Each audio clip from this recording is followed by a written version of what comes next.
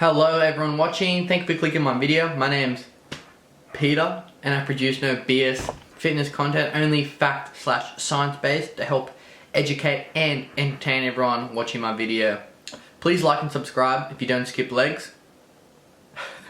It will be hugely appreciated. It'll help grow this channel so much and I would really appreciate that. Cheers, thank you. You guys are probably wondering why I'm sitting like this and lifting my biceps to make them look bigger. Because I didn't train arms properly.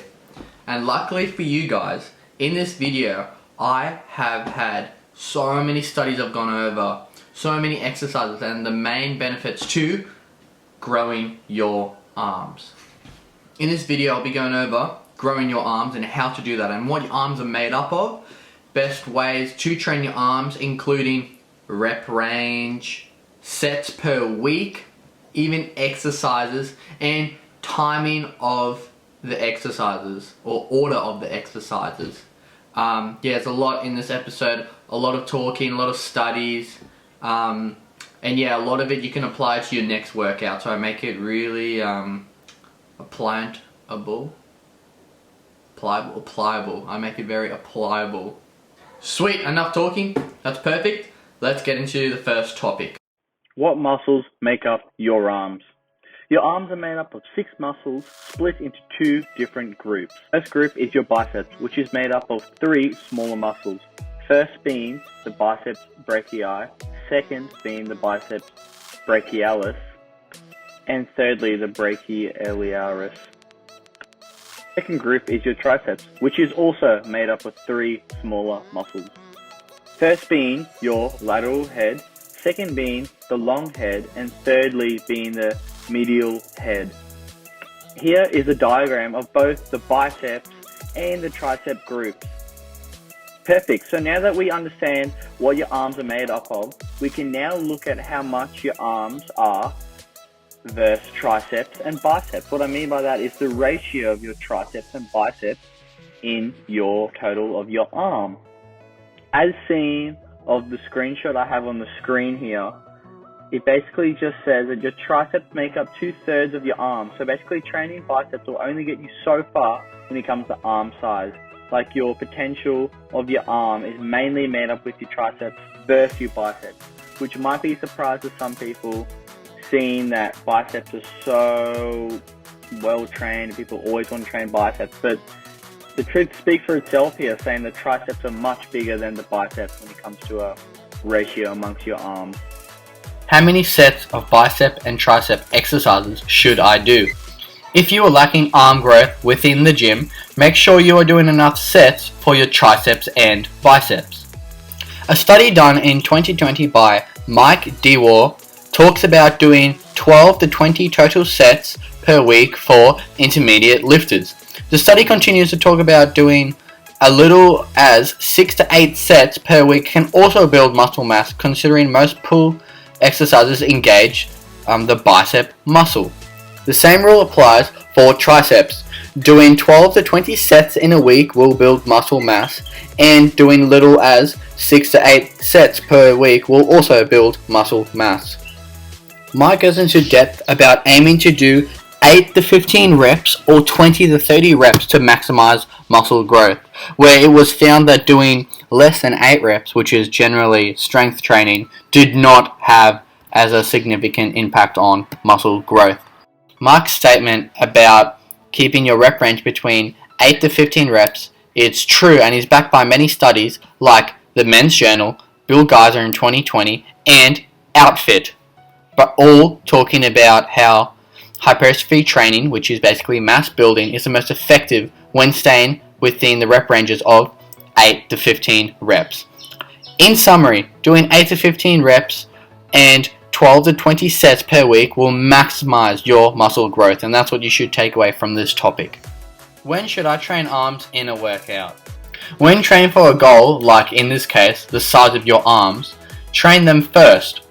You have more energy expenditure at the beginning of your workout. It's smart to use that to your advantage by training arms first in this example. Here is a study giving you a bar chart on results based on training order. Black did bench press and lat pull down first, and White did bicep curls and tricep extensions first. So generally bicep curls and tricep extensions would be, well, arm exercises like this topic. Anyway, both groups showed huge growth in the first 2 exercises versus the last 2 exercises in the workout over the course of the study. As you can see on the bar chart, it clearly shows that where white for the first 2 exercises I did, which was bicep curl and tricep extension, there's a huge growth versus the other 2 exercises they did during the workout. The results of the study concluded that, quote, if an exercise is important for the training goal of a program, then it should be placed at the beginning of the training session, whether or not it is a large or small muscle group exercise. The way that we can translate this into our arm mass goal is by performing arm exercises first over non-arm based exercises to increase growth. Progressive overloading. You can perform everything I've covered perfectly, but without progressive overloading, you will be going and growing nowhere. That joke actually worked in well. You might be asking yourself, what is progressive overloading? And all I'll say to that is, you should have watched my workout video on how to design your own workout. But I'll give you a little simple example of what it is. So the definition of a progressive overloading is increasing how intense a workout is. This can be done by increasing volume, deducting rest time, or adding tempo to your lifts, and there are many other examples of how to progressive overload like that. A good way to look at progressive overloading is that your body is just getting stronger by doing the same sort of stuff. So therefore you want to make it harder for yourself because your body's getting used to the same kind of weight in some cases.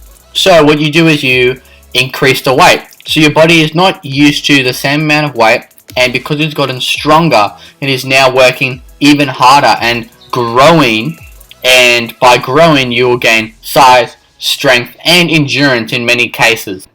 Don't program junk. When aiming for a particular outcome, it is most effective to stick to the same exercises. In this case, that is developing muscle mass in the biceps and triceps.